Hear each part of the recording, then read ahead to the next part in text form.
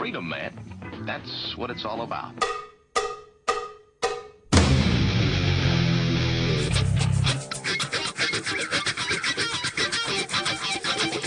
You've got to groove on freedom, like the good book says.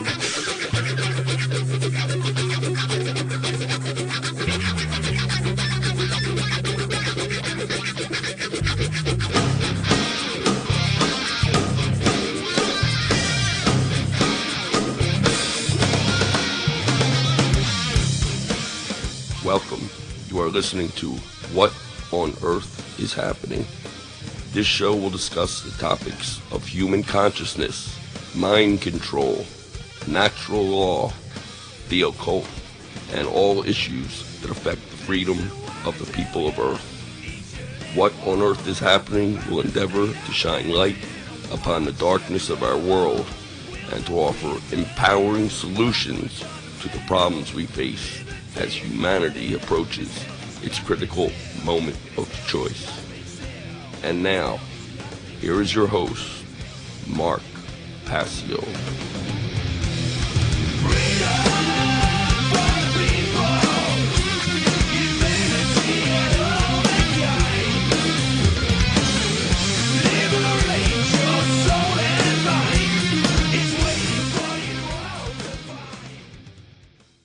Welcome, ladies and gentlemen.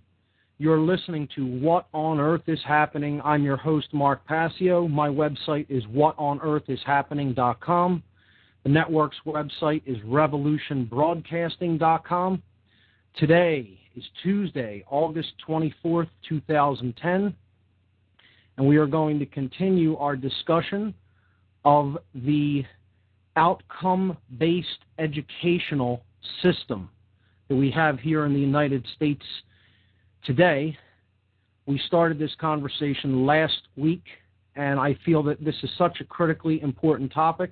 I'm going to continue in with some more about the educational system that is being perpetuated as real education. I'm going to continue that discussion this week, and if we have time, we'll move into some other topics. This is, of course, an ongoing discussion about the techniques employed in mind control. So-called education, which we termed indoctrination, being one of the most powerful and influential mind control techniques that is used in the battle for our minds. So, let me give the call-in number for this radio show.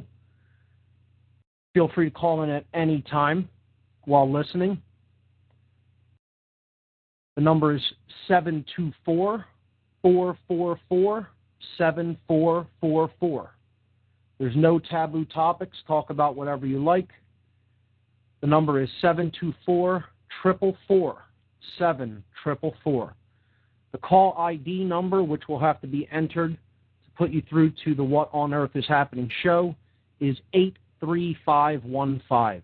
So the call ID number after you call-in number is 83515. What we do ultimately on this show is we try to get down to the causal factors, ultimately, of why humanity creates self-inflicted forms of suffering. That's what this show is ultimately about. And in that overarching discussion, we came to the topic of mind control and how our psyche can be easily influenced by those who understand how to use specific tools in order to steer consciousness and manipulate it in a certain direction. This toolbox is a big one. There are many different components to mind control. They work in an interlocked fashion, and the only defense against them is understanding indeed how they do work upon us. Once we have that understanding, we are in a better position to defend ourselves against the attack of mind control techniques, and we are in a better position to help awaken others to this silent war that is being waged in our world. So before we get into the topic, the continuation of outcome-based education and the indoctrination system that is laughingly passed off as education in this country, I'd like to read one event announcement, and as I said, I will be reading this every week until this event comes up because it's going to be the biggest event of this kind in the Philadelphia area, and I hope to see the place packed. I hope to see many more speakers added to the lineup. We already have 8 great speakers lined up. This is going to be the conference to attend in the year 2011 in the entire Philadelphia region. It's called Free Your Mind, a conference on consciousness, mind control, and the occult. Free Your Mind is a unique 2-day conference scheduled for April 9th and 10th, 2011 in Philadelphia, PA, featuring multiple speakers and diverse educational materials for the purpose of raising public awareness of the critically important topics of mass mind control techniques, the covert or occult subversive influences upon consciousness and behavior, trauma-based and ritualized abuse, and the practical mental and emotional healing methodologies available for those affected by these devices. This will be taking place Saturday, April 9th and Sunday, April 10th from 10 a.m. to about 8 p.m. on both days. The location is Ruba Hall at 414 Green Street in the Northern Liberty section of Philadelphia, PA, 19123. The admission price is very affordable, only $20 to cover travel, rental, and logistic expenses for the conference. The confirmed speakers to date: Aaron McCollum, Andrew Bastiaggio, Jay Parker, Alfred Weber, Laura Magdalena Eisenhower, Michael Kelly, myself, Mark Passio, and just added Suzanne Taylor, who is going to talk about the crop circle phenomenon and its influence upon consciousness, what this phenomenon may possibly be about.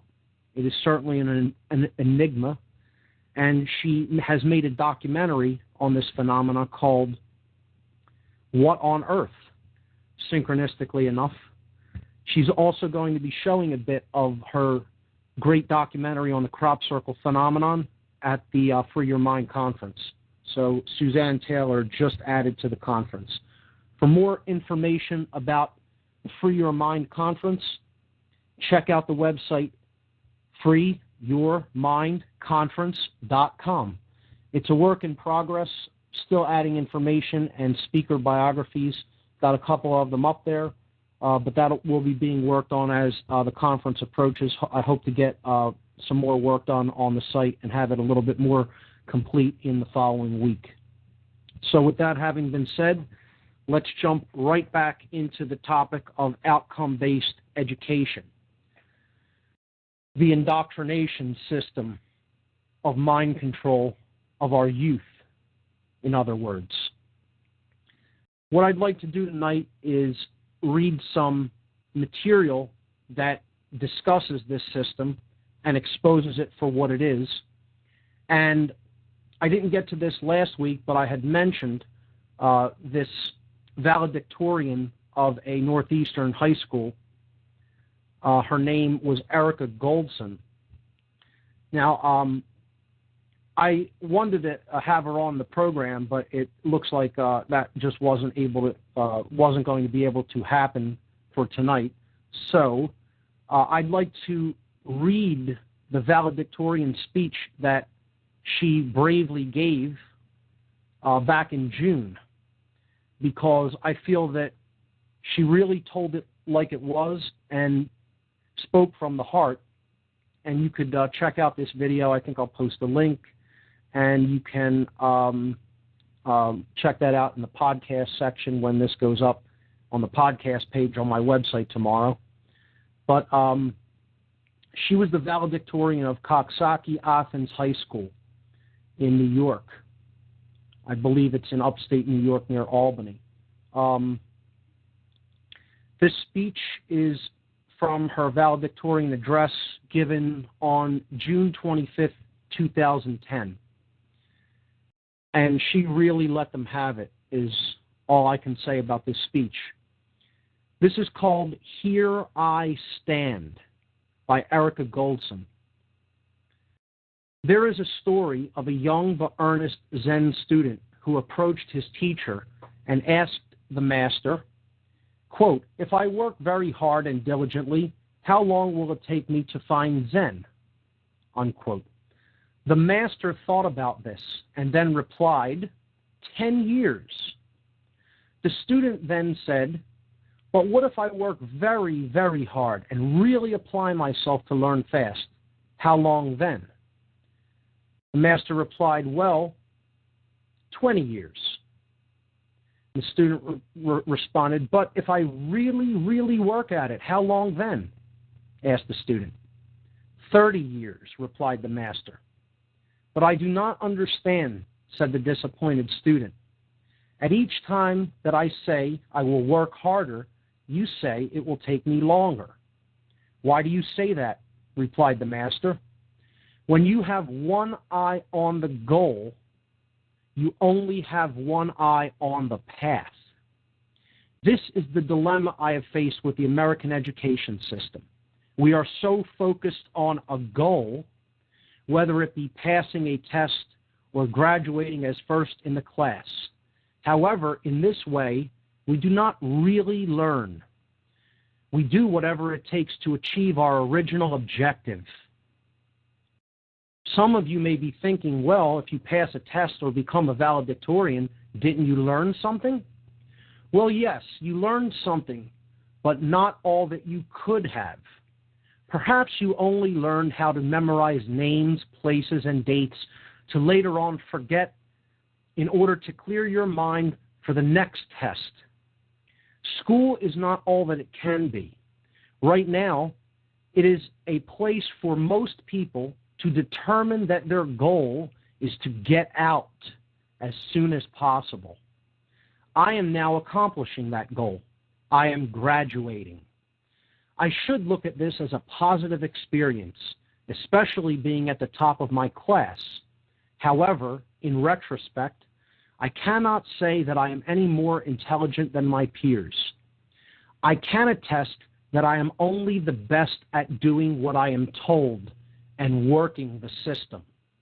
Yet, here I stand, and I am supposed to be proud of that I have completed this period of indoctrination. I will leave in the fall to go on to the next phase expected of me in order to receive a paper document that certifies that I am capable of work. But I contend that I am a human being, a thinker, an adventurer, not a worker. A worker is someone who is trapped within repetition, a slave of the system set up before him. But now I have successfully shown that I was the best slave. I did what I was told to the extreme. While others sat in class and doodled to later become great artists, I sat in class to take notes and become a great test taker. While others would come to class without their homework done because they were reading about an interest of theirs, I never missed an assignment. While others were creating music and writing lyrics, I decided to do extra credit, even though I never needed it. So I wonder, why did I even want this position? Sure, I earned it. But what will come of it? When I leave educational institutionalism, will I be successful or forever lost? I have no clue about what I want to do with my life. I have no interests because I saw every subject of study as work, and I excelled at every subject just for the purpose of excelling, not learning. And quite frankly, now I'm scared.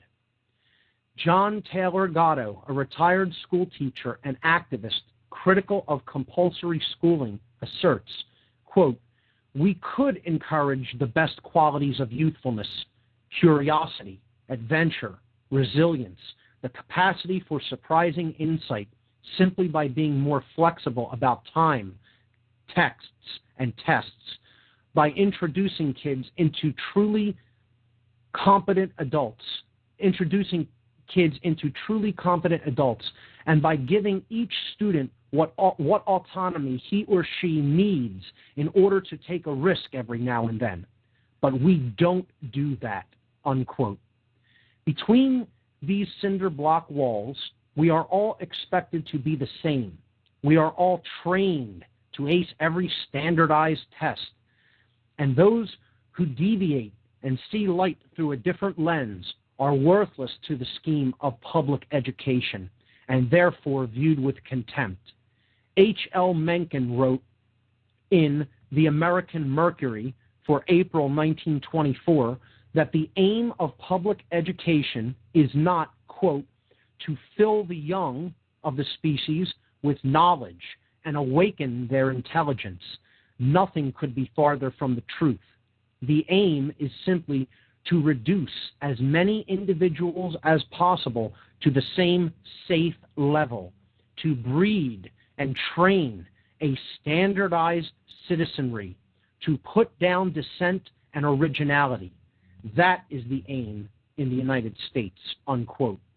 To illustrate this idea, doesn't it perturb you to learn about the idea of, quote, critical thinking? Is there really such a thing as uncritically thinking? To think is to process information in order to form an opinion. But if we are not critical when processing this information, are we really thinking, or are we mindlessly accepting other opinions as truth? This was happening to me, and if it wasn't for the rare occurrence of an avant-garde 10th grade English teacher, Donna Bryan, who allowed me to open my mind and ask questions before accepting textbook doctrine, I would have been doomed. I am now enlightened, but my mind still feels disabled. I must retrain myself and constantly remember how insane this ostensibly sane place really is. And now, here I am in a world guided by fear, a world suppressing the uniqueness that lies inside each of us, a world where we can either acquiesce to the inhuman nonsense of corporatism and materialism, or insist on change.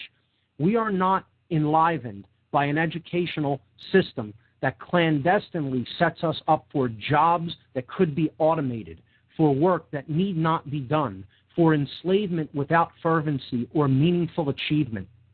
We have no choice in life when money is our motivational force. Our motivational force ought to be passion, but this is lost from the moment we step into a system that trains us rather than inspires us. And now here I am in a world, we are more than robotic bookshelves, conditioned to blurt out facts we were taught in school. We are all very special. Every human on this planet is so special. So aren't we all deserving of something better? Using our minds for innovation rather than memorization, for creativity rather than futile activity, for rumination rather than stagnation. We are not here to get a degree, to then get a job so we can consume industry-approved placation after placation. There is more, and more still. The saddest part is that the majority of students don't have the opportunity to reflect as I did. The majority of students are put through the same brainwashing techniques in order to create a complacent labor force working in the interests of large corporations and secretive government, and worst of all, they are completely unaware of it. I will never be able to turn back these 18 years. I can't run away to another country with an education system meant to enlighten rather than condition. This part of my life is over, and I want to make sure that no other child will have his or her potential suppressed by powers meant to exploit and control. We are human beings.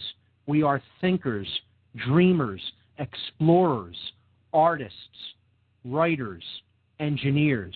We are anything we want to be, but only if we have an educational system that supports us rather than holds us down. A tree can grow, but only if its roots are given a healthy foundation. For those of you out there that must continue to sit in desks and yield to the authoritarian ideologies of instructors, do not be disheartened. You still have the opportunity to stand up, ask questions, be critical, and create your own perspective. Demand a setting that will provide you with intellectual capabilities that allow you to expand your mind instead of directing it. Demand that you be interested in class. Demand that the excuse, quote, "you have to learn this for the test," unquote, is not good enough for you. Education is an excellent tool if used properly, but focus more on learning rather than getting good grades. For those of you that work within the system I am condemning, I do not mean to insult. I intend to motivate. You have the power to change the incompetencies of this system. I know that you did not become a teacher or an administrator to see your students bored. You cannot accept the authority of the governing bodies that tell you what to teach, how to teach it, and that you will be punished if you do not comply. Our potential is at stake. For those of you that are now leaving this establishment, I say, do not forget what went on in these classrooms. Do not abandon those that come after you. We are the new future, and we are not going to let tradition stand. We will break down the walls of corruption to let a garden of knowledge grow throughout America. Once educated properly, we will have the power to do anything. And best of all, we will only use that power for good. For we will be cultivated and wise. We will not accept anything at face value. We will ask questions and we will demand truth. So here I stand. I am not standing here as valedictorian by myself. I was molded by my environment, by all of my peers who are sitting here watching me. I couldn't have accomplished this without all of you. It was all of you who truly made me the person I am today. It was all of you who were my competition, yet my backbone. In that way, we are all valedictorians. I am now supposed to say farewell to this institution, those who maintain it, and those who stand with me and behind me. But I hope this farewell is more of a see you later, when we are all working together to rear a pedagogic movement. But first, let's go get those pieces of paper that tell us that we're smart enough to do so. So that was Erica Goldson's valedictorian speech, June 25th, 2010, at Coxsackie Athens High School. And I think it's highly encouraging that a young person can be that insightful and can have that firm of a grasp of what indeed the educational system in this country has become, even that close to having been put through it. For most, it takes years of deprogramming, long after one has been put through the indoctrination system, to understand it for that which it is. So I would like to commend this true thinker because to be at that level of consciousness at that young age is an accomplishment in and of itself.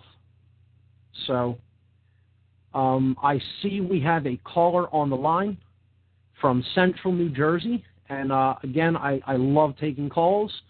Call in at any time during the show, whenever you have something that you want to discuss or whenever you have something that you like to say. So let's go right to the phones.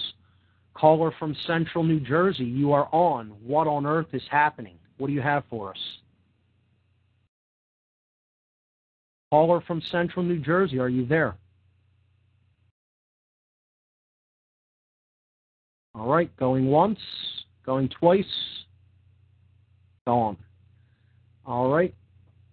When I see that someone is called in, I usually try to get to the phone call unless I'm right in the middle of a concept. So be patient when you call in. I guess either that person is just listening on the call-in line or didn't want to go through with it. So not a problem. Let's go back to how the indoctrination system fits into mind control in general. We talked about how a left-brained educational model that has the emphasis on purely physical world things, math, science, reading only, logic skills only, word skills only, okay, math only, science only. These are left brain modalities. When we are engaged in one chronic type of brain activity, which means geared toward one brain hemisphere or another, what happens is the entire neocortex suffers as a result of that imbalance. We need to be balanced when it comes to the modalities of brain activity that we engage in. So our brain activity needs to be holistic in order for the brain to truly be healthy. The physiology of the brain really comes into play. I encourage people to go back on former podcasts when we talked about the components of the brain, the structures that exist within the brain, the three basic brain complexes. Of course, the real structure of the brain is more advanced than that. These are simplified models to help people who haven't really been introduced to any deeper level of neuroscience to comprehend essentially how the structures of the brain work. And we have to understand that if we engage in left brain chronic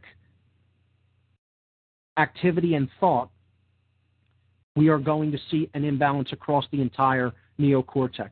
Last week I posted a slide on the education system with two scans of different human brains. One that displays something called global EEG coherence, which is neural activity across the entire neocortical structure of the brain as viewed from the underneath side, and really highlighting the prefrontal neocortex at the top. If you look at the image to the left in that slide, that's a properly functioning neocortex. The image to the right is what we're churning out through the indoctrination system, the outcome-based educational system in the United States that is almost purely left brain inspired, almost purely geared toward the modalities of the left brain only. We need to engage in holistic thought processes, in nonlinear thought processes, in intuitive thought processes, and in doing so, that's how we engage the right brain hemisphere, the creative side of ourself, the intuitive side, the nurturing side, the caring side. This is the sacred feminine aspects of ourselves that are so lacking in particularly Western culture, but throughout the world in general. So this is how the brain becomes destabilized. And as the brain becomes destabilized physiologically, the mind and what one is willing to believe and the directions that one are willing to be led also follow suit. So I ended the show last week with a question from Bob in Cincinnati. We had started to get into some topics that touched upon occultism and occult symbology. And one of the other things that I wanted to talk about was the symbol that is most frequently employed in education, and that has to do with the cap and gown. So I'd like to briefly discuss this and see if this opens up any further discussion or comments from the listening audience. The graduation cap and gown is occult symbology. They are black. One is clothed in a black robe. Now that's significant. When one graduates, black is a symbol that is traditionally used to represent darkness. And this is a form of occultic mockery. The so-called graduated individual, and indeed they have been graduated. They haven't been initiated, but they have certainly been graduated. Outcome-based education is a stepwise model, just like other processes that work in government, in financial institutions, in the military, in the police, and in all institutions that essentially are built upon control. You can't take people from beginning to end all at once. They would know that something was afoot. They would know that it perhaps is not in their best interest what you're trying to do to them. So they have to be taken there gradually. That's how indoctrination works. That's how mind control works. It's a building block process. It's a stepwise process where you don't go the entire distance in one fell swoop. You take the person there gradually. You take them there in grades. And when you have them to the level that you want them at, meaning you've conditioned their mind to the point where you feel that it is now, they are now acceptable to enter the workforce which you want to put them into, which is essentially indentured servitude and slavery. Before you do that, you have them in front of you for one last ritual mockery. And the ritual mockery is called the graduation ceremony. And in that ceremony, you're giving them this document that says that they've been gradually indoctrinated or graduated, and putting it in their hand as a wand, something that is rolled up, even though you know that this person is not the magician, they're not the alchemist, they're not even the sorcerer, because they can't even understand the sorcerer's techniques. They're impotent. The graduation diploma rolled up like a wand with a ribbon around it is a symbol of impotence. It is the wand that wields no power. On top of the head is a black square which sits over top a rounded black cap. This is saying to the individual at a symbolic level. Now, for those of you who want to think about this purely in the left brain sense, you're not going to grasp the concept, because symbology is not a left brain concept. And if you want to approach symbology like that, you will understand exactly zero about it and about what it says when it speaks. So if you want to continue to go on thinking that symbols are meaningless and that they don't actually speak to the subconscious part of the human mind and psyche, go right along thinking that way.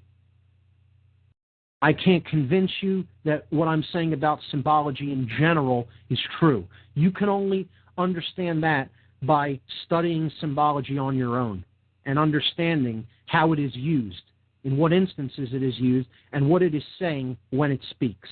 Because symbology is a language, and it is a language that only once someone has made a study of can one decode it. It's like learning any new language that one has no grasp of when one is initially exposed to it. So we touched upon this a little bit last week when I briefly discussed the concept of the symbol of the octagon, the 8-pointed star, and the hypercube, related topics that are related to mind control in general. And in answering Bob from Cincinnati's question, I had begun talking about symbols in relation to mind control. Since we're talking about the educational system, I feel it's appropriate to talk about this symbol of the black square.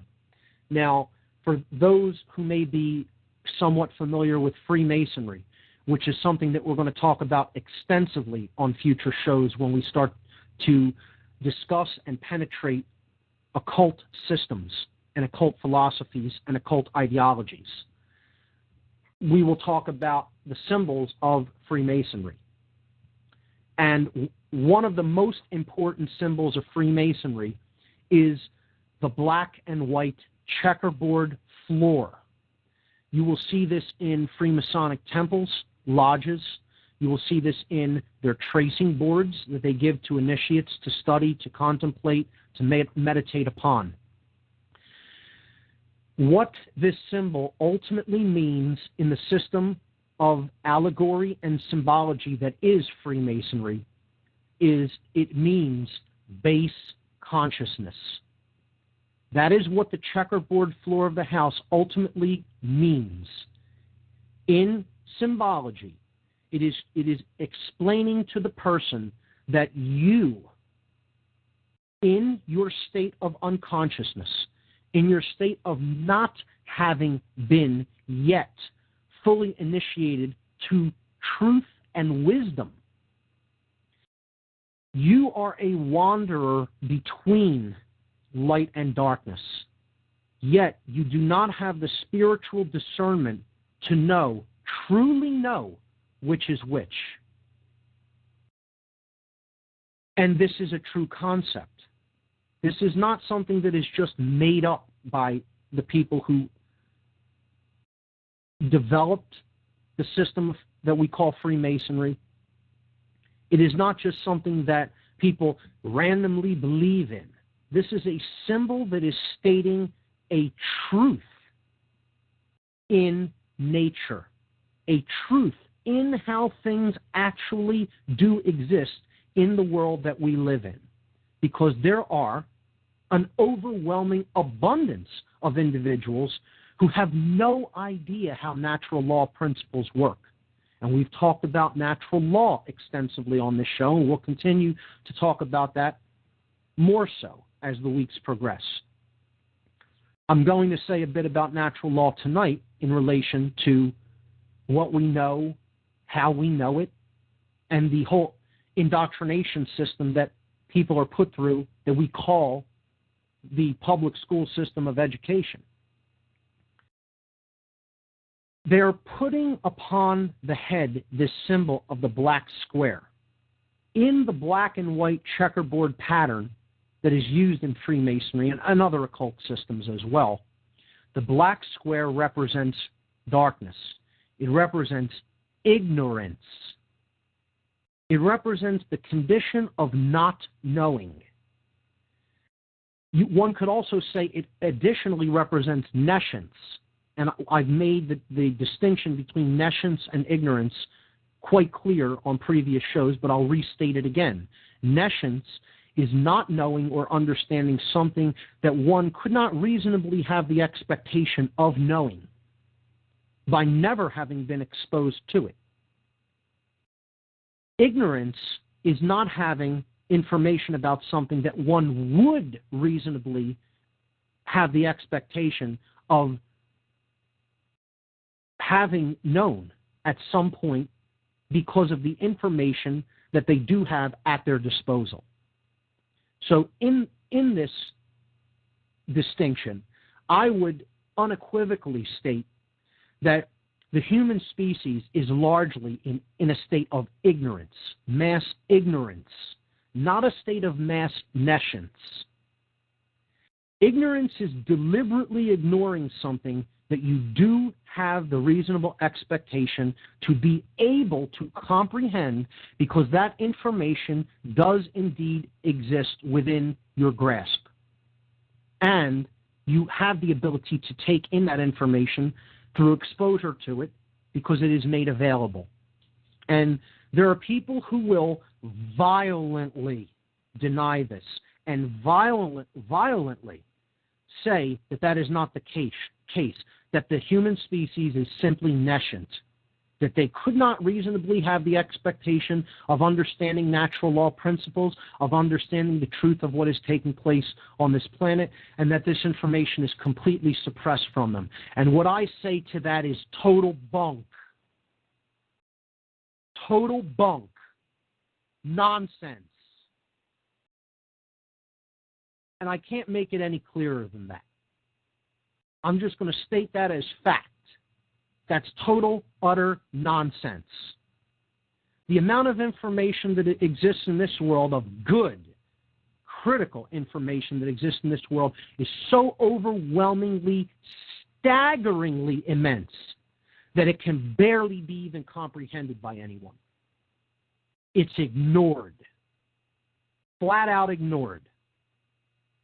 Okay? It's ignored by people who should know better and want things to continue like this, that exist purely out of ego, purely out of selfishness, and it's ignored by people who just think they have enough information to get by in life. And their ego will not let them see how ignorant they indeed are, because that might admit being wrong. That's what it ultimately comes down to, folks. The most powerful 3 words in the English language. I was wrong. And I say this to the so-called educators out there who may be listening. When the ego has you, you can't admit that you're part of a system that's doing more harm than good. Also, it can't get you to admit that you may not have all the information that you need to understand what's really taking place around you. That's what ego ultimately is. The inability to admit that one is wrong. The inability to look at additional information that could bring light to something that is taking place in one's environment. That's what ego really is. The force that has the hold of the mind of the individual so much, that has hold of that psyche and the spirit, indeed, of that individual, that says, I will not allow you to admit that you are wrong about this. Let's go over the cliff into the fire first, but never say those 3 words.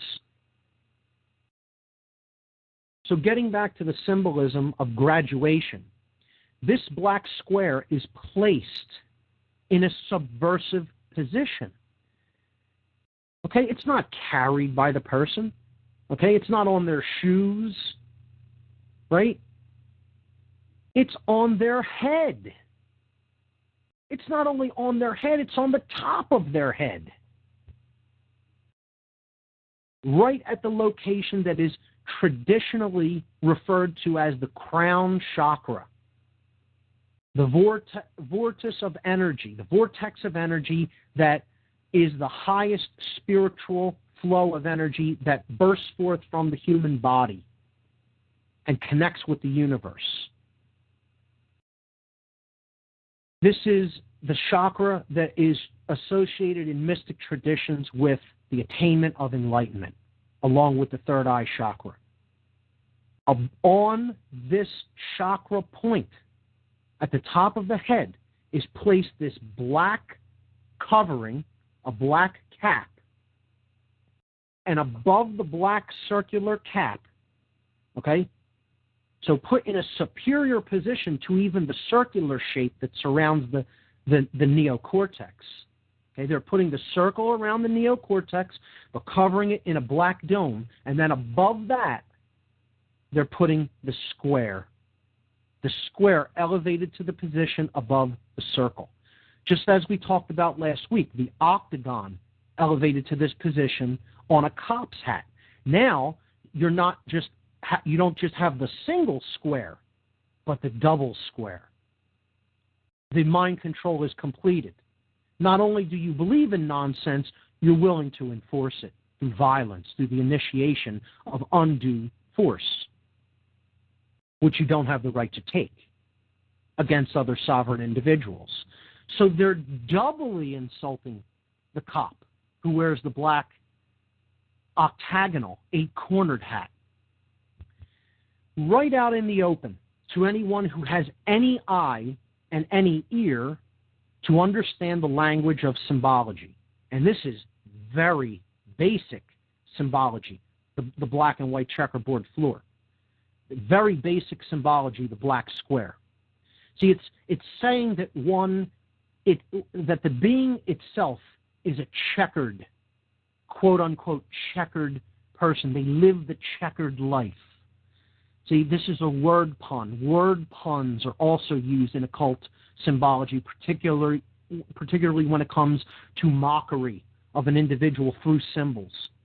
And again, this will be my topic of discussion in my presentation at the Free Your Mind conference.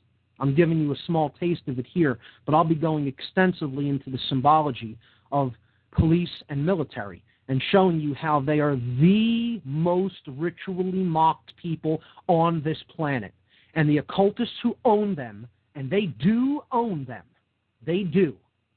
Okay? I wanted to rage against that fact in my youth when dark occultists in my involvement with them told me to my face, we own these people like dogs, and called them dogs. I could not bring myself to accept that was the level of control that they had over the person's mind. And you know what, folks? Here they are. Here's the big three. I was wrong. There it is. There it is right from my mouth. Because they have a far greater level of control over these people's minds than I ever would have imagined. And I raged against that individual telling me that one day when I said, I'm going to expose this, I'm going to explain to people how they're mocked and ridiculed and what you really think of them. And they said, knock yourself out, boy, knock yourself out. Good luck. Good luck. One person went so far as to say to me, if we came there and tried to explain to people what we actually do, what we actually think of them and the power we actually have over them through our institutions, they would look at us to our face and not believe us. What chance do you have? Good luck. And that was how I left dark occultism, ladies and gentlemen, along those lines. No concern, zero concern. Zero concern that I could ever affect the minds of other individuals to take them out of that level of control. Because they know that it's not nescience. They know that it's ignorance. That this person deliberately and willfully chooses to ignore reality. Why? Because they don't want individual responsibility of their own actions. They would rather be used as a thug to do the bidding of someone that they know subconsciously, even consciously to a certain extent, is their owner. And I'll say that to any cop to their face. I don't care if they're a member of Oath Keepers. I don't care if they're a member of Police and Military Against a New World Order or any other tent pitcher group that exists out there that thinks that control and the initiation of violence is morally acceptable. I'll tell them right to their face because I worked with the occultists who own them outright. I know I get a little bit emotional when I talk about this topic. I know I have a tendency to start, getting a little bit loud and forceful with my voice, but hey, that's how I am. That's my personality. I feel I'm given powerful and potent and important to understand information, and sometimes I get a little bit passionate about it. So let's go back to the concept of the checkerboard floor of the house. This is the floor of the house because it represents the floor of the brain. It's called the floor of the house in Freemasonic parlance, in their symbolic description of what this represents, this black and white checkered floor symbology. Where do we see this? Well, we see this in the game of chess, because a chess master owns and controls the pieces. They tell the pieces how to move and what to do on the board. They're not on the board. They're above the board. They're sitting off the board. They're off the square. See, in Freemasonry, to be told that one is on the square, some people think that that is some kind of a compliment. You're being insulted if you're told you're on the square. You're being told you're in base consciousness. You're in the checkered life you're living the checkered life of a person who doesn't truly understand natural law principles. You wouldn't know light from dark if it smacked you in the face. You're a wanderer on the floor of the house, meaning in the reptile complex of the brain, because that's ultimately what this checkerboard floor represents. The base consciousness of survival-only physical world identification modality consciousness. That's what the checkerboard floor represents. The object, ladies and gentlemen, is to get off the checkerboard floor and to climb the ladder to the gods. Unity consciousness, and access to that is only granted when you go past the checkerboard floor and you go up the middle pillar, which is the unification between the left and the right brain hemispheres. I'll talk about this extensively when I cover the symbology of Freemasonry. Just a little bit of a taste tonight to understand how this black square is used in the ritual mockery that is called a graduation ceremony. And it is ritual mockery. It is not done by people. It is not invented by people who did not understand this symbology. It was invented by people who clearly understood this symbology. It is propagated by people who have no idea what they're even propagating. They have no idea that they're continuing a ritualized occult mockery of a non-initiated but a gradually indoctrinated dupe. A dupe. Okay? This is another reason here. It's more green language. This is why they called the people who wear the double square a copy. C-O-P. A cop. Cop. And yeah, you can get into the whole thing that, yes, it meant copper, because copper, was what their badges are made out of, etc., so forth and so on. It doesn't make a difference. The word works out in green language, in synchromistic symbolic language, to be cop, which one could render as copy. C-O-P. Copy. Okay? It is a dupe. One who has been duplicated. A clone. And indeed, that's what they are, carbon copy cutouts, who all have been conditioned to think the same thing, namely that they have the natural law right to initiate undue force against people because their masters told them to do so. And guess what? Even the people who think that they're lawful police, that they're going to uphold constitutional rights through force, you don't understand how natural law works. You never have, and you don't want to admit that you're wrong about how natural law works. You think you're ever going to create adherence and understanding of natural law through force, and you're wrong. The end. You don't understand how natural law works, and you don't understand that you're only pumping more chaos into the system by thinking that you're going to do that through force. You're not, and you're wrong. The end. And the sooner you admit that, the sooner you stop being controllers and thinking that control is any kind of a solution, no matter how violent humanity would ever get with each other.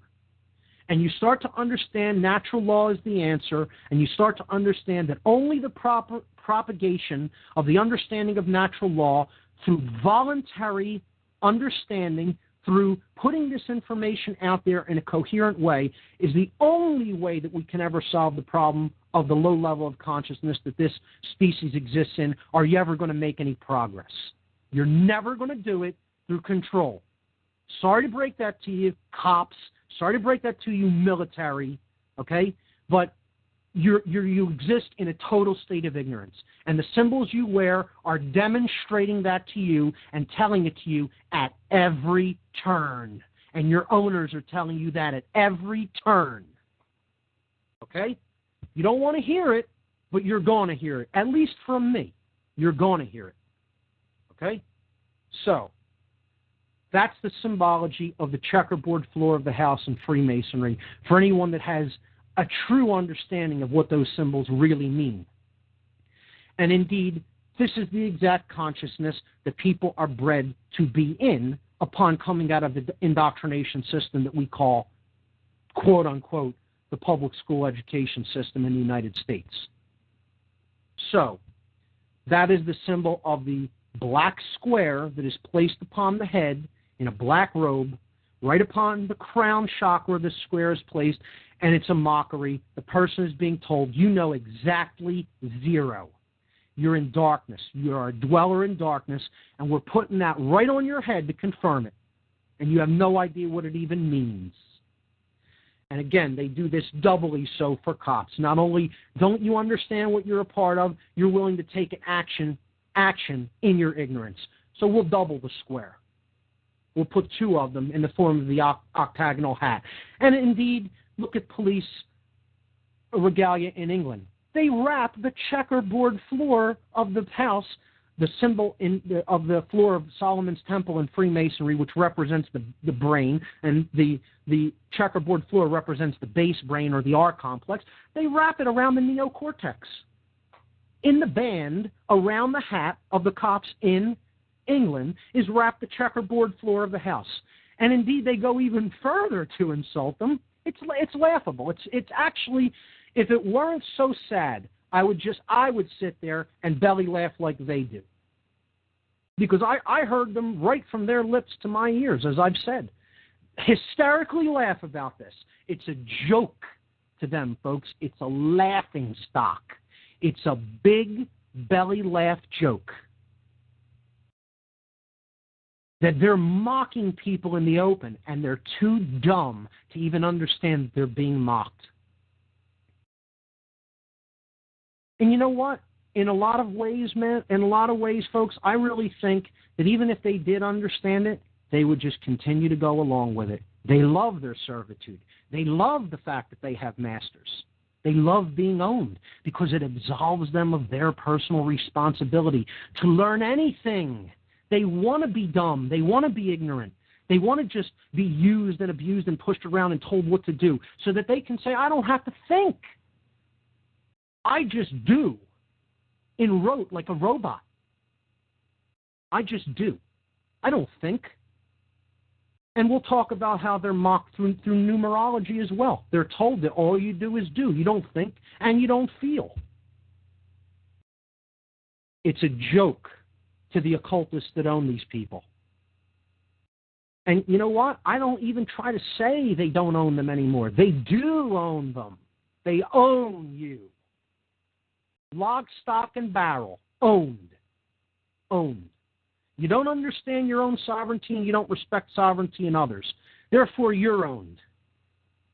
Totally owned. Wholly owned.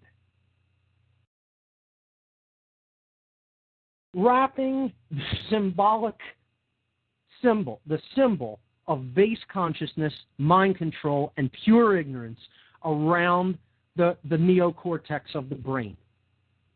And look at police hats in England.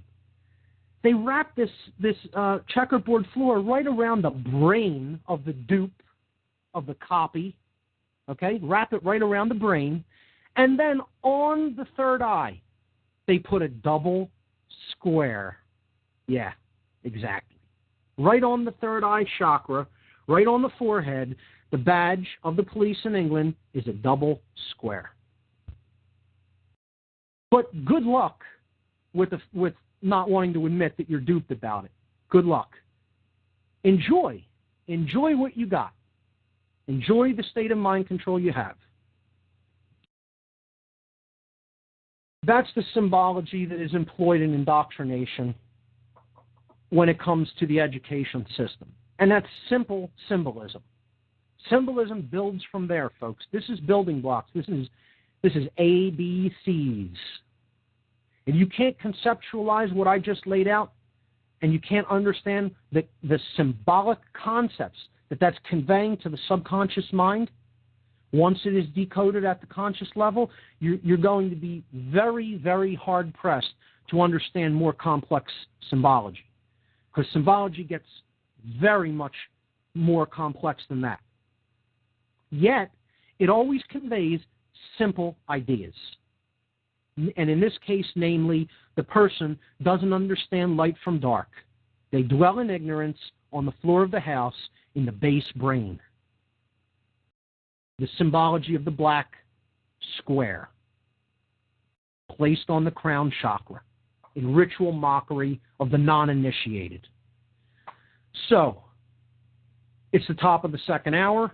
Let me give the call-in number again and the call ID number for the show. Anyone that wants to talk about these topics, anyone that wants to go deeper into occult symbolism, anyone that wants to bring up any further information about the indoctrination system in this country, feel free to call in to What on Earth is Happening at 724-444-7444.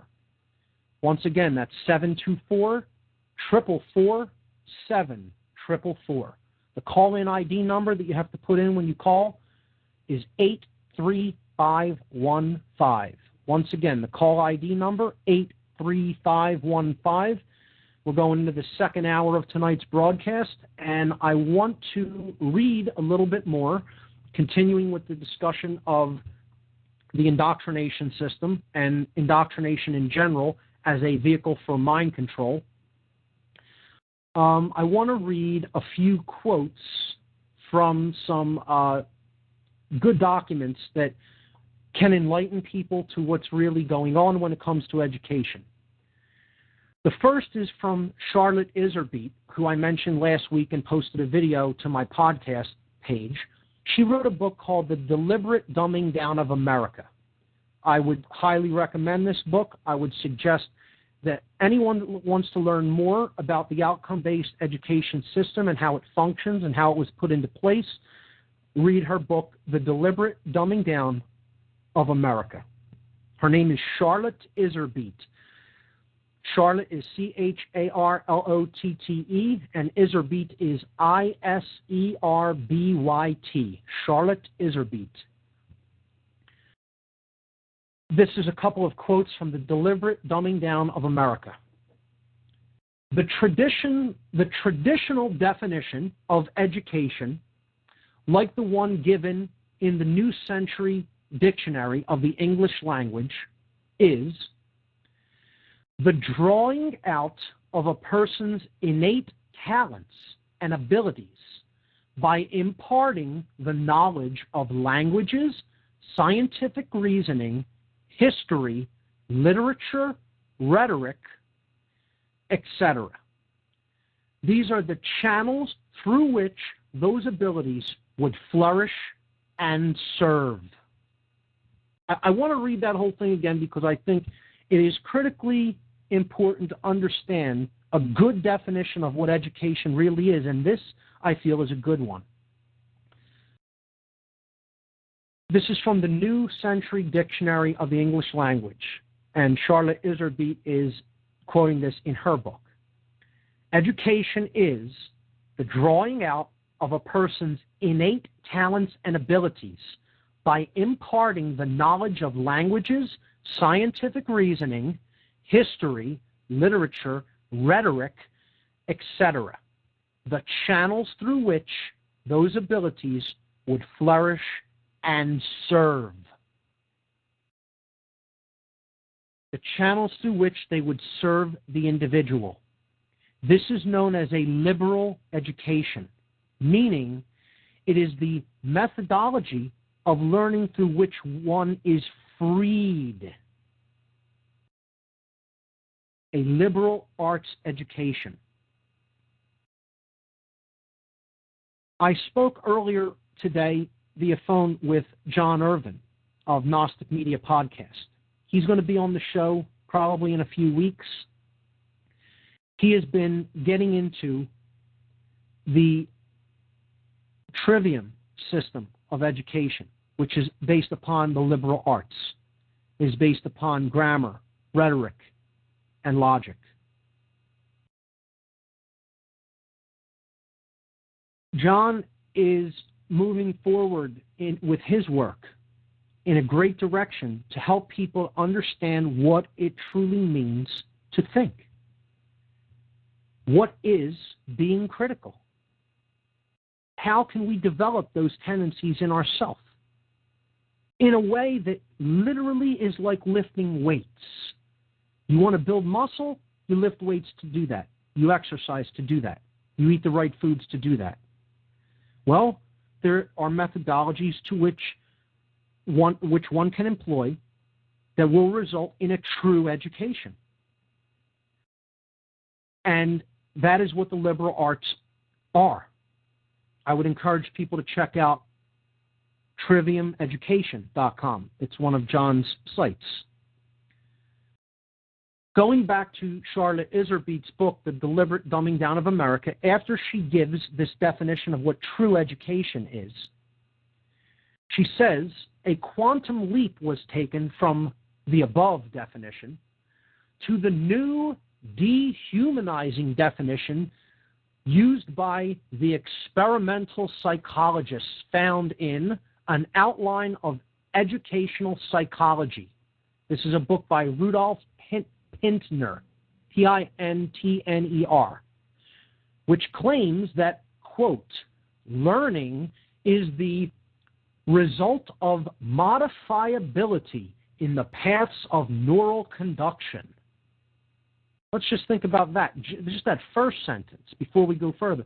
He's saying learning is the result of modifiability in the paths of neural conduction, period. Period. But never saying to what aim that is, to what purpose, to what goal that may serve.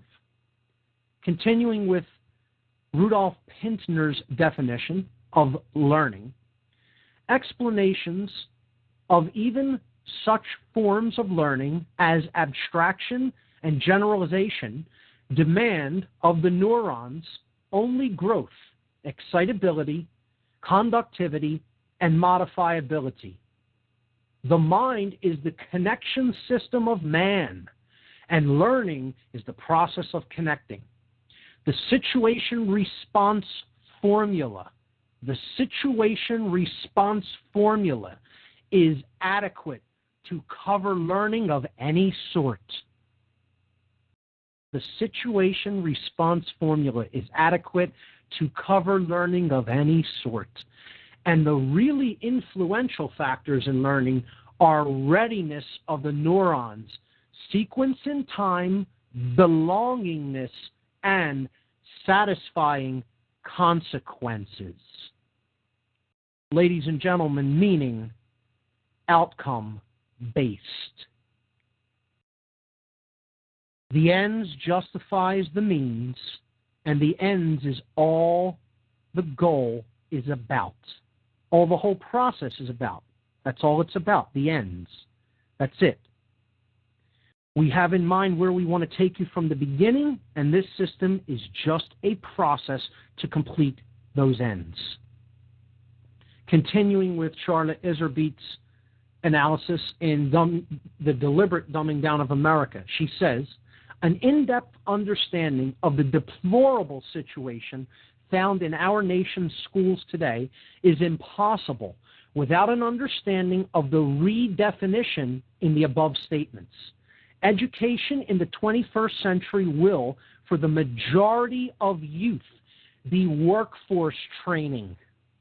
Thus, the need for Pavlovian/Skinnerian methodology based on operant conditioning, which, in essence, is at the heart of the above dehumanizing definition of education. This sowing of the seeds, quote unquote, through redefinition will react the death of traditional liberal arts education through the advent of mastery learning, which we talked about last week when we discussed the Nazis' system of outcome-based education, which they called master learning, which they borrowed from the Soviets, from the fomenters of the Bolshevik Revolution, which used outcome-based educational to implement their system of socialism and communism. So it's ultimately, this is Soviet-derived. And of course, that system goes back further into antiquity. But in the modern age, it is concretized by the Soviet system.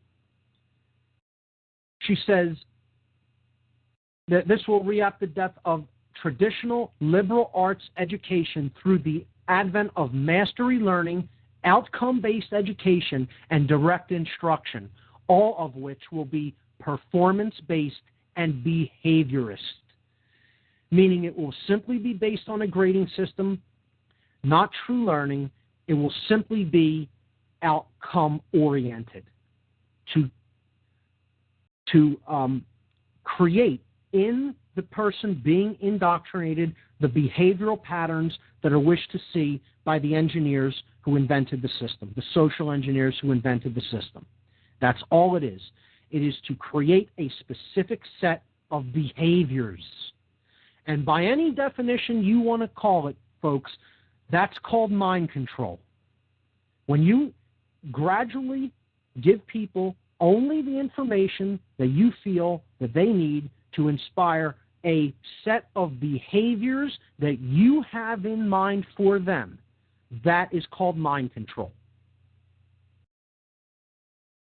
Continuing with Iserbeat's book from The Deliberate Dumbing Down of America, this is from another chapter, that a, quote, new age of collectivism has emerged and is being implemented right now under our very noses in the noxious 90s, which is when she wrote this book, with little or no outrage from the public or our elected officials, can only be attributed to the deliberate dumbing down of Americans who haven't been taught the difference between free enterprise and planned economies, which is socialism, between group thinking and individual freedom, and, here's the big word, folks, responsibility.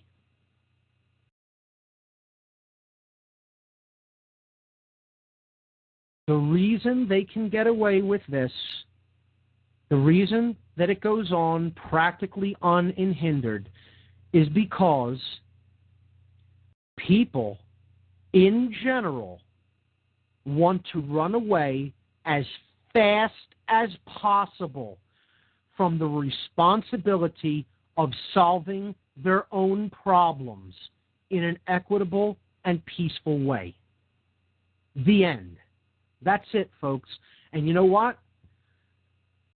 At the risk of even insulting my small listening audience, most people who even listen to this show probably don't want to accept that. We don't want to accept that this is what our species has become. And again, I talked about the word becoming and how it is an occult concept in and of itself, the concept of becoming. Because an occultist knows that there is very little human nature. Just as Erica Goldson said, she is shaped. She was shaped by her experiences and her peers. We learn in a shared fashion by what we are exposed to. But you know what? People have exposed the truth about what is going on in the world through books, through podcasts, through videos, through lectures, through conferences, on and on and on ad infinitum. There's so much information about what's really going on in the world. There's no excuse for not understanding this. There's no excuse for continuing to go along with an immoral system that is based upon violence. There's no excuse.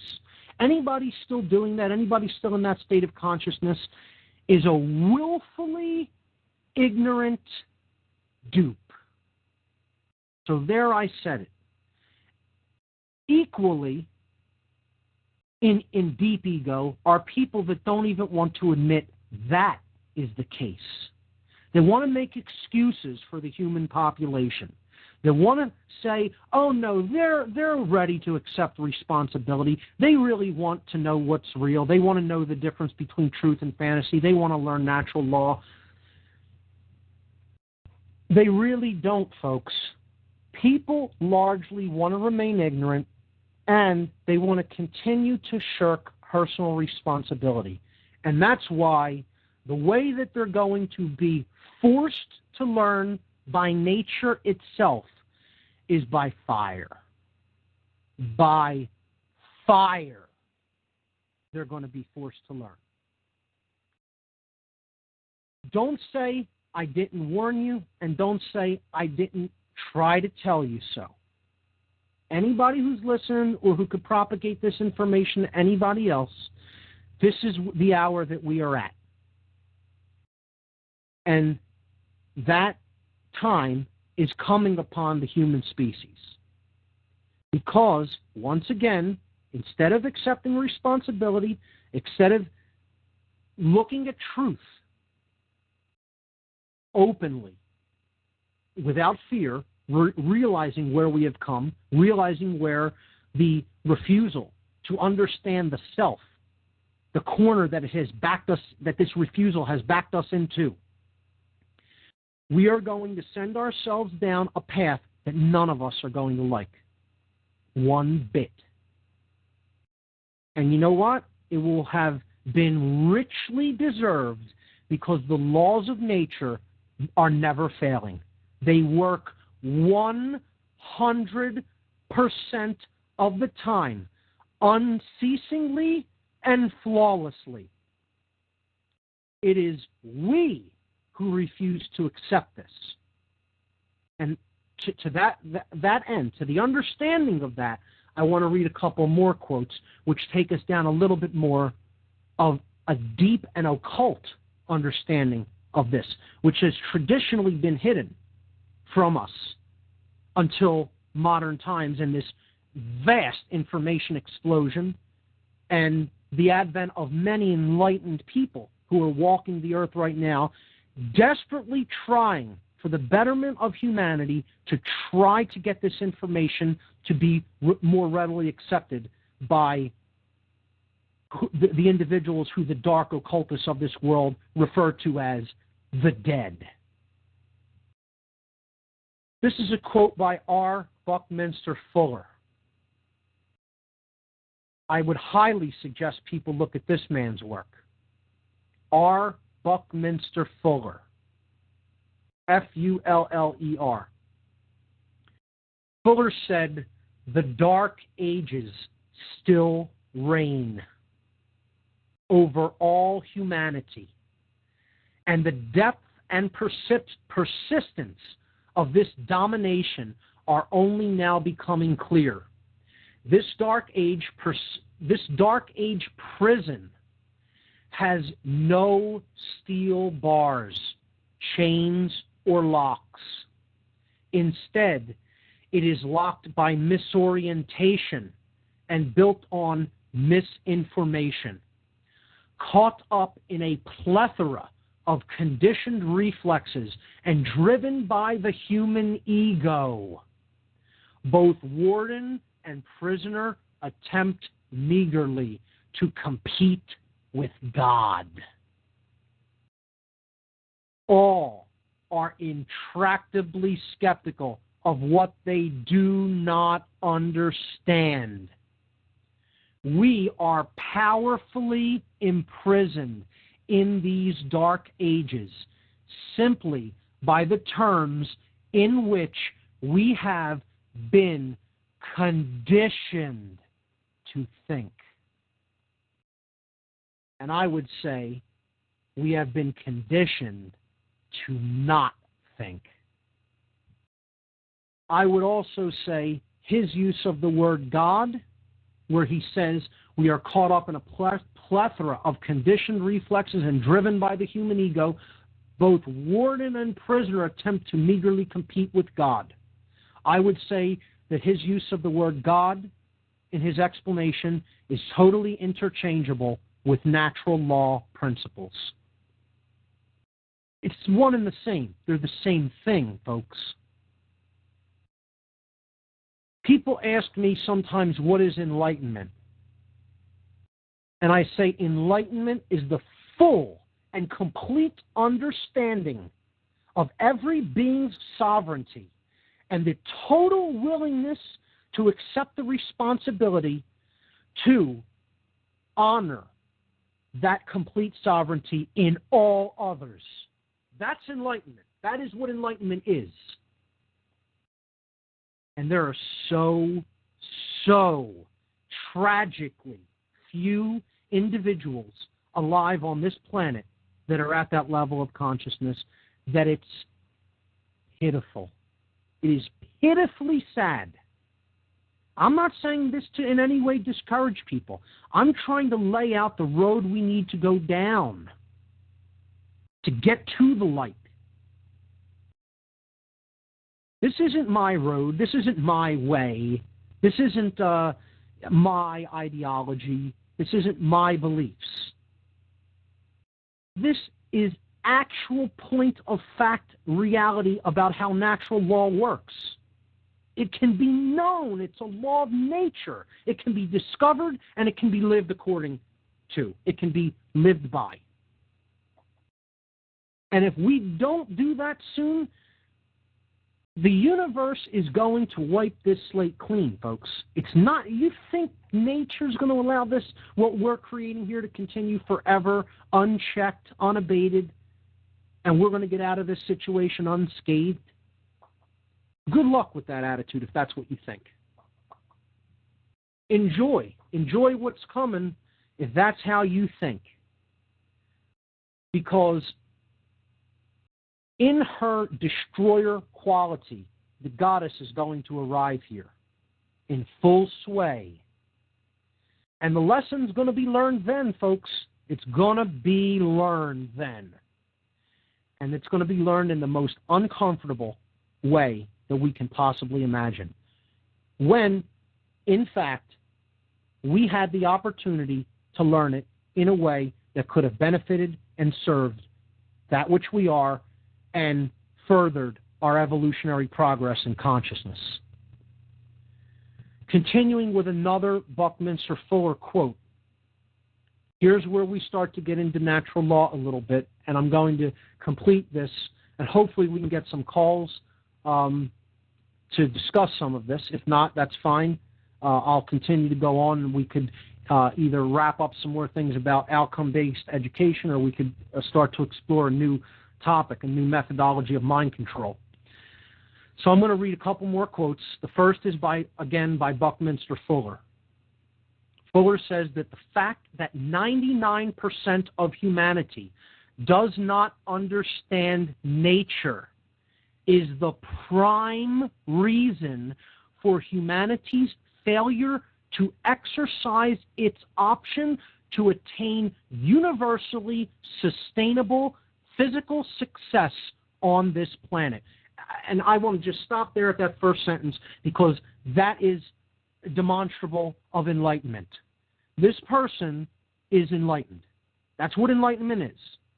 That he gets that he fully understands that, is the state known as enlightenment. And it's not something else, folks.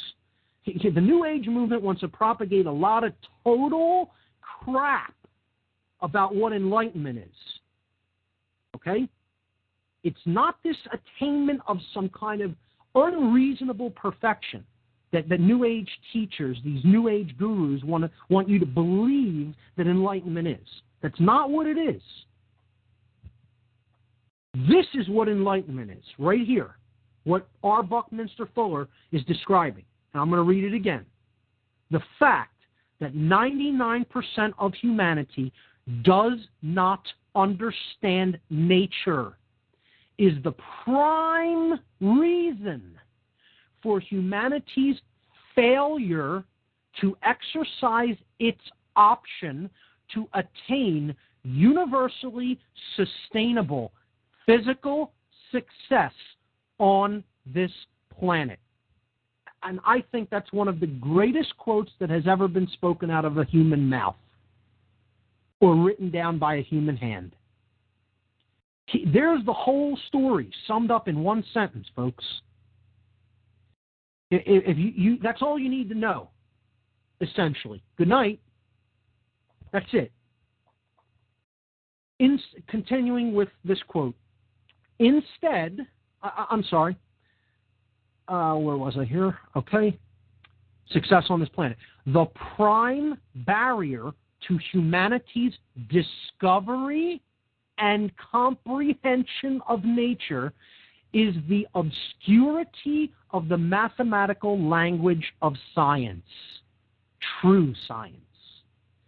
Fortunately, however, nature is not using the strictly imaginary, awkward, and unrealistic coordinated system adopted and taught by present-day academic, quote, science.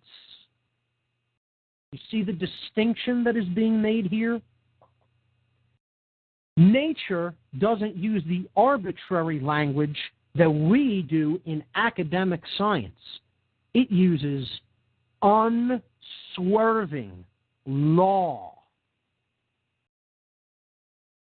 The prime barrier to humanity's discovery and comprehension of nature. He's not using the word belief in there. Nothing need be believed. He's saying that this is a discovery and a comprehension. It's an understanding. It's not a belief. The prime barrier to humanity's discovery and comprehension of nature is the obscurity of the mathematical language of science. Fortunately, however, nature is not using the strictly imaginary, awkward, and unrealistic coordinate system adopted and taught by present-day academic science. True science doesn't use obscure language. It uses very simplistic, elegant, to the point, matter-of-fact language.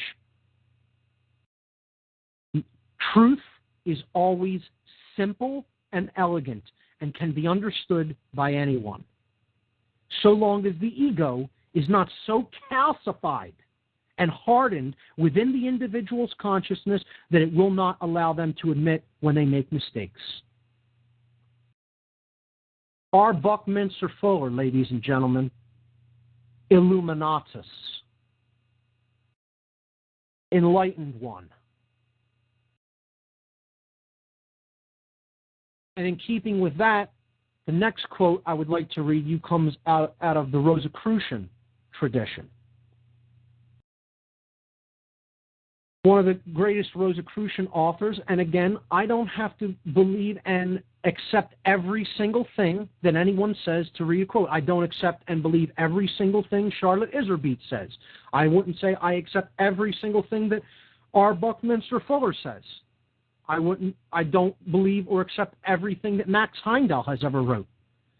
But he has much wisdom and has communicated it in voluminous books. He is a prolific author in the Rosicrucian tradition. And this quote will help you to understand this person's wisdom. He says, quote, "It should not be too difficult for any person of average intelligence to acquire a knowledge of at least the outlines of the scheme of evolution." Now, let me stop there, okay, and just clarify a little bit about what he really means. And I do know what he means because I have further read this work. And I understand what he means by these terms that he's using, because in some people, these terms may cloud the issue of what he's actually saying. So I want to explain what the terms he's using do in fact mean in the way he's using them. So when he's saying a person of average intelligence, he doesn't mean left brain only intelligence. He is talking about holistic intelligence, a person of average consciousness that has learned a bit, that has been initiated to a certain level. It should not be too difficult for those people who have started to break down those barriers of ego and indoctrination, okay, and started to admit to themselves in some ways that they were wrong about what they previously believed and the opinions that they previously held. He's saying it shouldn't be too difficult for a person of average intelligence to acquire a knowledge, not a belief. Again, here the word knowledge is being used. To acquire a knowledge, a knowing of at least the outlines of the scheme of evolution. And here, he is not referring to Darwinian macrobiological physical evolution. He is referring to the evolution of the human spirit and the human consciousness. That is the term, what he means when he is using the word evolution in this context. So continuing with the quote by Max Heindel. And if anybody wants to take a look at some of Max Heindel's work, this is freely available on Scribd.com, SCRIBD, on just an immense, incredible resource for anyone seeking knowledge, an eclectic variety of books, and a treasure trove for anyone that wants to explore the occult world. Because there's a lot of material up there, folks. And there's other sources, but Scribd is a good one. I like to give that to beginners. Sign up. It's free. Download any book you want for the most part. Okay?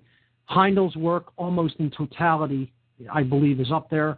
Google Books has some of his works as well. His name is Max Heindel. H-E-I-N-D-E-L. Heindel. This quote comes from his book known as The Rosicrucian Cosmoconception. So I'll start it again. It should not be too difficult for any person of average intelligence to acquire a knowledge of at least the outlines of the scheme of evolution. That such a knowledge is of the utmost importance will, we think, be conceded by every intelligent individual. We live in this world governed by the laws of nature. Under these laws, we must live and work, and we are powerless to change them. He means we are powerless to change these laws of nature. That's why they're not tendencies of nature. They're not opinions of nature. They're not beliefs of nature. They're laws of nature. They're not theories. They're laws. They're the only real laws that exist in reality. Okay, continuing with Heindel's quote. If we know them and intelligently cooperate with them, meaning the laws of nature, these nature forces become most valuable servants. If, on the other hand, we do not understand them, and in our ignorance work contrary to them, they become most dangerous enemies, capable of terrible destruction. Therefore, the more we know of the working methods of nature, which latter is but the visible symbol of the invisible God, the better able we shall be to take advantage of the opportunities it offers for growth and power, for emancipation from bondage, and for elevation to mastery. Illuminatus. There it is, folks. That's it. That's what real education is. That's the goal, folks. If you're not there, you're not enlightened. The end. That's it. Understand how natural law works. You think this is taught anywhere in the education system, in the United States, or anywhere in the world for that matter? Good luck finding it. Until we properly, morally educate our youth upon the tenets of natural law principles, this planet will eternally be a prison. And no evolutionary progress in consciousness is going to be ultimately made. And Heindel fully understands that. If we know and intelligently cooperate with these forces, meaning natural law, they become most valuable servants. If, on the other hand, we do not understand them, and in our ignorance, notice he didn't use the word nescience, in our ignorance of them, we work contrary to them, then they become most dangerous enemies, capable of terrible destruction. And you know what, ladies and gentlemen? That's the path we're on, sadly. That's the path we're on. But let it be known, there were individuals doing the great work on this planet that were trying to explain that to the ignorant.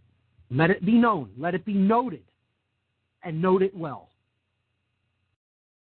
That's all the quotes I have, and I think that wraps up an analysis of what the education system is ultimately trying to prevent us from an accurate understanding of. That is why we have the education system that we do erected.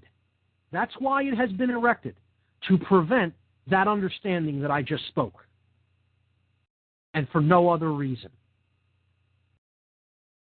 And they're pumping out creatures out of this system that have absolutely no understanding of the laws of nature whatsoever. Zero, less than zero. I mean, they're in reverse. They have less than zero knowledge. And yes, there is such a thing. It means not only don't you know, you think you know something that is completely and utterly wrong, and you believe that to be true. It's called negative knowledge. You're attached to believing in a lie, in a deception. And you think that that's wonderful and that it's true and that you need to propagate that understanding to other people. Reverse knowledge. There is something called knowing less than nothing. And sadly, that's the kind of people that are being pumped out of public schools in the United States. And I have no qualms in speaking that to people that listen to this show, because it's the truth. It's not an insult. No one's being insulted here. If you recognize your ignorance, there's myriad opportunities for learning, for true learning. But you have to be eclectic about it. You have to take information from a wide variety of sources. And then you have to weigh that information critically. And then you have to start looking at, who am I going to believe? What sources am I going to take as knowledgeable? Is what I wrote here knowledgeable to people? Do you consider these individuals, with what they spoke, do you consider them wise? Do you think that what they're explaining has wisdom contained in it that can help us, that can benefit us in our evolutionary journey? Well, if you do, then act upon it. I certainly hear wisdom in their words. We have a caller on the line from New York. Caller from New York City. You're on What on Earth is Happening. Go. How are you, Mark? Great show. Thank you. I wanted to say that, I came out very right-brain oriented in the system. But one thing I've noticed is people that control the system and the Illuminati, they understand that they have negative intentions and they understand the natural law, I think, perfectly, but they know how to just reverse it for the service itself and negative side of it.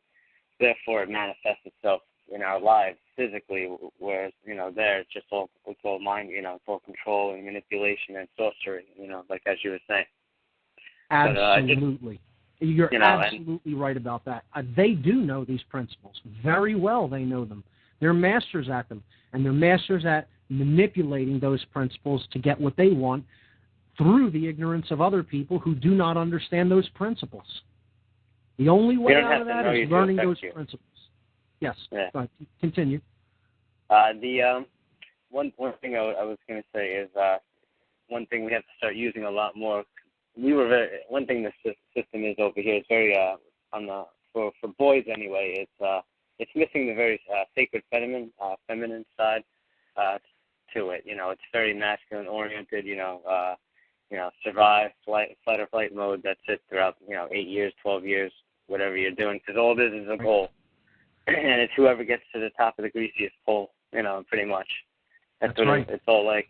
So if you have a system like that for 50, 80 years, plus, it's just repetition of that. It's just manipulated repetition. It gets better. It gets more concise and hidden. And that's why I think the people don't understand it. That a lot of it's hidden and for us if you're not even aware to it or even awake to it.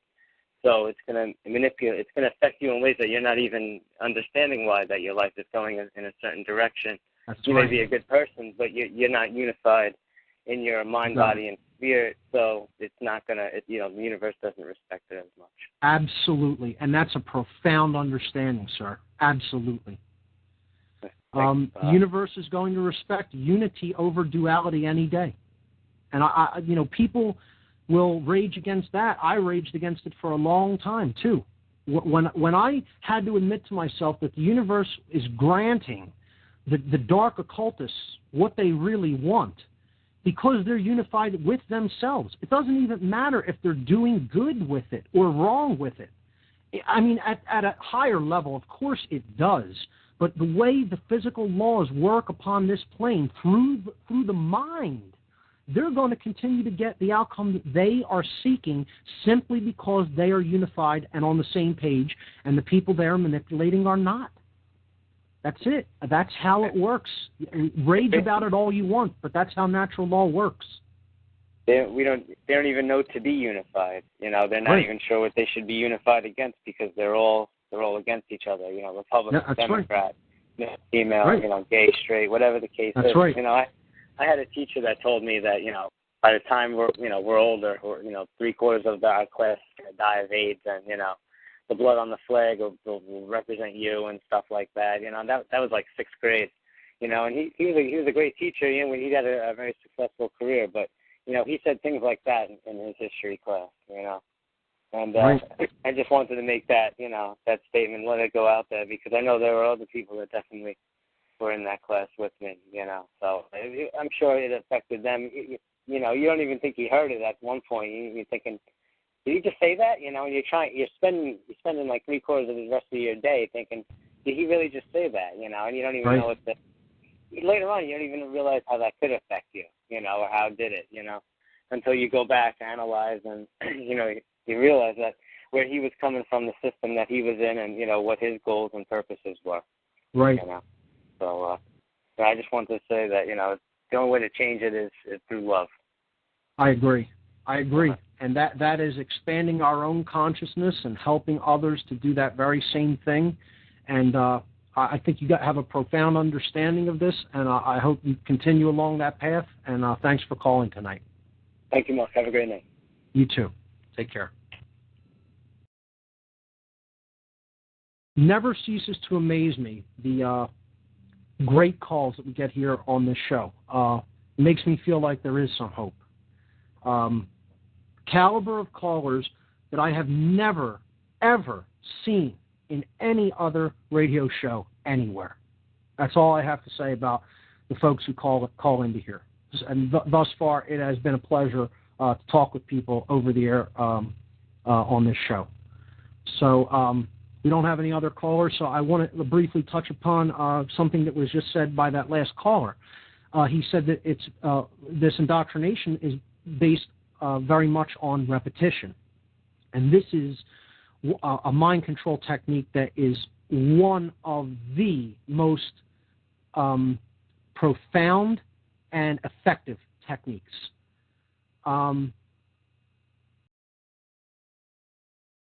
When you keep repeating something over and over and over and over and over and over, it doesn't even make a difference how true it is in people's minds who are not very conscious. You can repeat nonsense over and over and over, and they will accept it as something that is true simply because they have heard it over and over and over so many times. Repetition fuels the reptile complex. It also fuels an imbalance toward the right brain hemisphere, because the right brain is the acceptance part of the brain. It is the brain that wants to take in information like a sponge. It wants to absorb it. The color that is associated with the right brain that is the most apt color to use when you want to garner someone's acceptance is blue. Blue frequencies in general appeal to the left brain hemisphere. And the blue frequencies place people in a somewhat more suggestible state than they would be in ordinary waking consciousness without an abundance of that frequency in their visual field. Anyone can confirm this is true. And the best way to confirm it is simply turn on your nightly news broadcast in your local area and just look at the abundance of the blue frequency that is used in the newscast. This is where you get the repetition over and over and over and over, saying the same things week after week, night after night, month after month, year after year. And when we look at words, we will begin to understand if we pick apart language. See, the word language has been used several times in this broadcast, and we will continue to talk about language and how critical language is to shaping and molding opinions and mental processes and behavior. The word dictator, and this can be confirmed in any Latin dictionary, okay? The word dictator means to repeat over and over. It means to speak over and over and over again. That is what the word dictator means. It comes from dictere in Latin, which means to speak. So to be a dictator is to say the same thing over and over and over. That's how dictatorships happen. Things are repeated incessantly until they take root. And once the bad idea is rooted, an evil tree sprouts up from those bad ideas. Hitler understood this. He said, to bring the will of the people along is easy. You just keep saying the same thing over and over and over again, and eventually they will believe it. Right from Hitler's mouth himself. Because he understood how this principle of repetition and indoctrination works.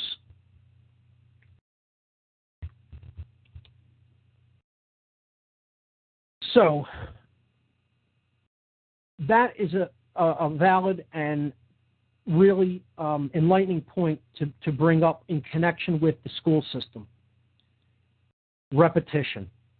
And again, we see that the word itself is very closely connected with the word reptile. So I just popped open a Latin dictionary program here on my computer, and I looked up the word dictator.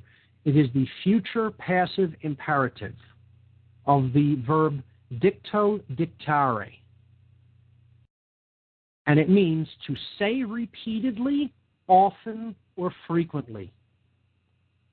Right there, dictator. The words we speak carry meanings that are often hidden. We have to get to the root meanings of words, and then so much is revealed. So, another thing that the last caller brought up, which is profound and reflects a deep understanding of how mind control essentially works, is he brought up dialectics. He brought up controlled opposition. He brought up pitting people against each other. Conservative, liberal, Democrat, Republican, Christian, Muslim. We talked about this a bit when we brought up the divide and conquer strategy. What I want to begin to transition into, and we'll start to discuss this more next week, we could ride out the night with a very brief explanation of this, and this will be the mind control methodology that we discuss over the next show, will be controlled opposition. And again, the topic of opposition was brought up, duality. So this is a very, not only a profound call, but a synchronistic call that happened, because many of the concepts that this gentleman brought up in the last call is critical to understand about how indoctrination, mind control, and controlled opposition work, and that happens to be the next topic that I'm going to be discussing on the next show when it comes to the methods of mind control. Controlled opposition is essentially a means of playing two polar forces, polarized forces, off against each other, such that the required outcome is assured. You know that when you mix two different chemicals together, you get a certain compound. Well, if you understand how one particular polarized ideology works, and you also understand how the antithesis of that polarized ideology also works, when you pit these two polarized forces against each other, you are assured that the outcome is going to be geared in a certain direction. This is known as a dialectic. D-I-A-L-E-C-T-I-C, dialectic. Lecto lectere in Latin means to create, to make. Dia in Greek means through. So this is a vehicle of creation. The path that you would go through to create your desired outcome. That's what a dialectic is. It is a synthesis. It is taking two polarized forces, which the last caller referred to as thesis and antithesis. One thing and its opposite. Playing them off against each other, and in doing so, you have achieved a desired outcome that was pre-planned. No surprises, because you know how the chemistry of both of these polarized forces works to begin with. You know this because you created the dichotomy. You created that schism in the first place. So you know how they work, and in knowing how those polarized forces work, you are assured of the outcome with no surprises. And people who are rooted in a dominator mindset don't like surprises or deviations from their plans. They want things to work as smoothly as possible in ways that don't upset the apple cart and don't create anything that was unforeseen for them. That's how they work.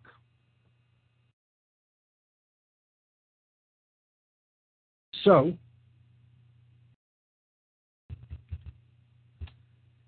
I'm going to type into my Latin dictionary here.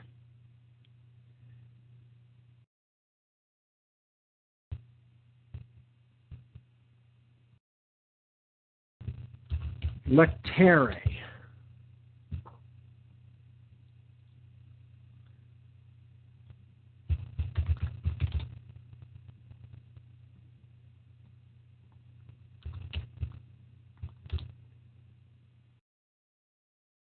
Okay, it comes from lectus. It means chosen or picked, selected.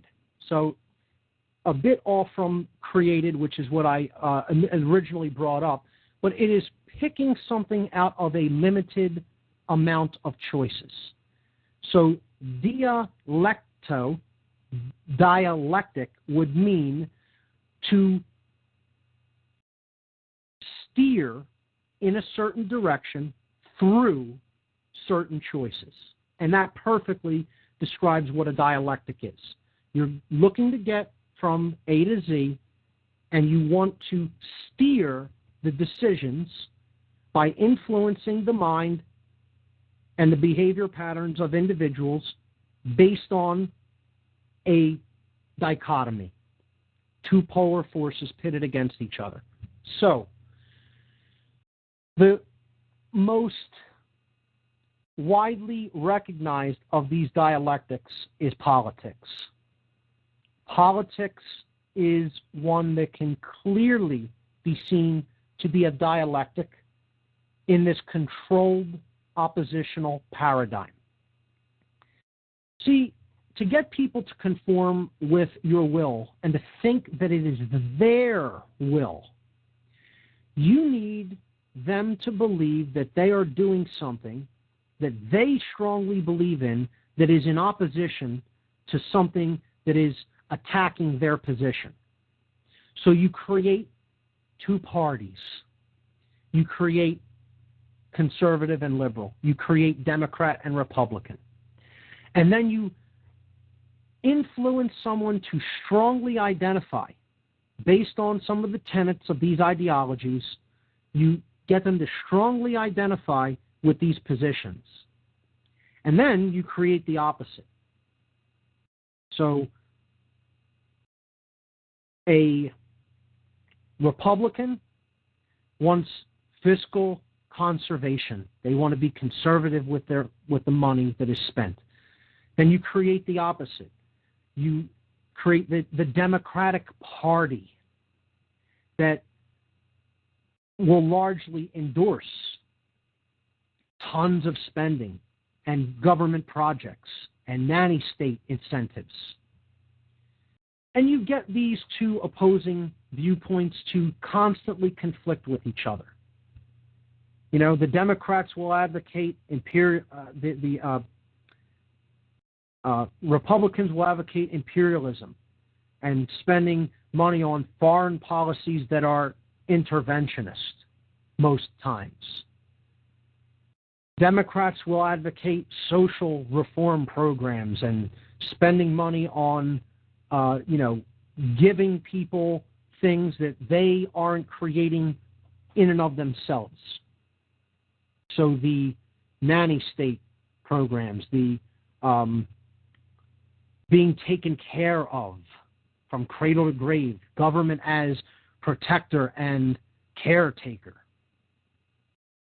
And this dialectic is constantly put forward in the media. And then you see the further controlled opposition. You have people in the liberal media, like on MSNBC. You have people in the conservative media, like on Fox News. And they're constantly hammering on each other's position and waging ad hominem attacks, et cetera, et cetera. And it's all simply for the show. It's all simply for the puppet show, to get people to think that there are real power invested in these institutions known as the Republican Party and the Democrat Party, and that the real leaders are voted for, they're elected from these parties, and that they have power and influence, and that voting is a solution for human freedom, and electing people to be your representatives is a solution for human freedom. See, this whole politics show, this whole dialectic, this whole pitting one side against the other, it was brilliantly described on his program by Alex Jones. It is indeed the Royal Arch, the strongest structure in architecture, in creating a structure, the arch. There's just about no stronger structure than the arch, because the two forces coming in from each side are creating an enormous amount of strength for that structure in their opposition and leaning against each other. Dialectical mechanics. It's a critical thing to understand about how mind control works, and this is going to be fully expanded and explored in the next show. I guess I'll leave that at about right there for now. Next week on the show, we will be talking about the whole concept of controlled opposition. And other people have referred to this as the Hegelian dialectic, and indeed that is what it is, and we will talk about how that manifests as a methodology for control over the human mind. For now, that's all for this week. I thank everyone for listening. As always, great callers to the show. Let's hope that that continues in coming weeks. I'm out of here for tonight, folks. Listen in next Tuesday night at 7 Eastern. You've been listening to What on Earth is Happening. Hit my website at whatonearthishappening.com. See you here next week. Good night.